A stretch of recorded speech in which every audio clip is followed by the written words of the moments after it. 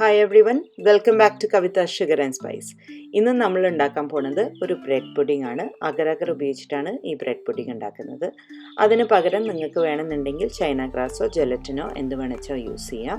വളരെ പെട്ടെന്ന് തയ്യാറാക്കാവുന്ന ഈ ബ്രെഡ് പുഡിംഗ് എങ്ങനെയാണ് ഉണ്ടാക്കുന്നത് നോക്കാം.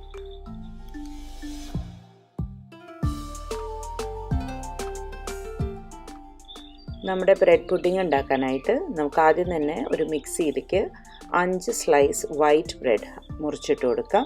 അതിലേക്ക് ഒരു മുട്ട, 1/3 കപ്പ് കണ്ടൻസ്ഡ് മിൽക്ക്, പിന്നെ 1 കപ്പ് പാല്, ഇത്രയും ചേർത്ത് ഇതിനെ നല്ലൊരു സ്മൂത്ത് പേസ്റ്റായിട്ട് നമുക്ക് അരച്ചെടുക്കാം. ഇനി ഒരു പാത്രം അടുപ്പത്ത് വെച്ച് അതിലേക്ക് 1 കപ്പ് വെള്ളം ചേർത്ത് കൊടുക്കാം. എന്നിട്ട് അതിലേക്ക് 1 ടേബിൾ സ്പൂൺ അഗർ അഗർ ചേർത്ത് നന്നായിട്ട് ഇളക്കി കൊടുക്കണം. അത് തിളയ്ക്കുന്നതിൻ്റെ മുന്നേ നന്നായിട്ട് മിക്സ് ചെയ്തിട്ടുണ്ടാവണം.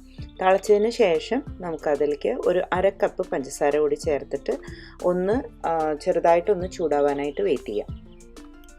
പഞ്ചസാര ചേർത്തതിൻ്റെ ശേഷം തിളയ്ക്കേണ്ട ആവശ്യമില്ല. ചൂടാവുമ്പോൾ തന്നെ ഇങ്ങനെ ബബിൾസൊക്കെ വന്ന് തുടങ്ങുമ്പോൾ തന്നെ നമുക്ക് നമ്മുടെ ബ്രെഡിൻ്റെ മിക്സ്ചർ ഉണ്ടാക്കി വെച്ചത് അതിലേക്ക് ചേർക്കാം. എന്നിട്ട് അത് നന്നായിട്ടൊന്ന് ഇളക്കി കൊടുക്കണം. ഇളക്കുന്നത് നിർത്താൻ പാടില്ല, കാരണം അഗർ അഗർ ഉള്ള കാരണം അത് പെട്ടെന്ന് കട്ട് ചെയ്ത് പോകും. അപ്പോൾ അതൊന്ന് ഇളക്കി കൊടുക്കുക. ഒന്ന് ചൂടായി കഴിയുമ്പോൾ നമുക്കതിനെ അടുപ്പത്തുനിന്ന് മാറ്റാം. ഇതിപ്പം ഇവിടെ റെഡി ആയിട്ടുണ്ട്. ഞാൻ ഇതിനെ എടുത്തിട്ട് ഒരു 2 കപ്പിൽ 3/4 കപ്പ് വീതം ഒഴിക്കുകയാണ്. ബാക്കിയുള്ളത് ഞാൻ ആ പാത്രത്തിൽ തന്നെ വെക്കുകയാണ്. എന്നിട്ട് ഞാൻ ഈ 2 കപ്പുകളിലും ഓരോരോ ഡിഫറെൻറ്റ് ഫ്ലേവേഴ്സ് ചേർത്ത് കൊടുക്കുകയാണ്. ഒന്നിൽ ഞാനൊരു ഓറഞ്ച് ഫ്ലേവറും മറ്റതിൽ ഒരു ചോക്ലേറ്റ് ഫ്ലേവറുമാണ് ചേർത്ത് കൊടുക്കുന്നത്. നിങ്ങളുടെ ഇഷ്ടത്തിന് നിങ്ങൾക്ക് എന്ത് ഫ്ലേവർ വേണമെന്ന് വെച്ചാൽ അത് ചേർത്ത് കൊടുക്കാം. മറ്റേ കപ്പിൽ ഞാൻ ചോക്ലേറ്റ് ഫ്ലേവറും കൂടി മിക്സ് ചെയ്യാം. എന്നിട്ട് ഞാനിവിടെ ഇങ്ങനെ ഒരു സ്ക്വയർ പാത്രത്തിലേക്ക് ആദ്യം തന്നെ പാത്രത്തിലുള്ള ക്രീം കളർ ബ്രെഡ് ഒഴിച്ചു. അതിൻ്റെ നടുവിലേക്കായിട്ട് നമ്മൾ മിക്സ് ചെയ്ത് വെച്ചിരിക്കുന്ന ചോക്ലേറ്റ് ഒഴിച്ചു. ഇത് നിങ്ങളുടെ ഇഷ്ടത്തിന് ഏത് കളറ് ഏത് ഓർഡറിൽ വേണമെങ്കിൽ ചെയ്യാം കേട്ടോ.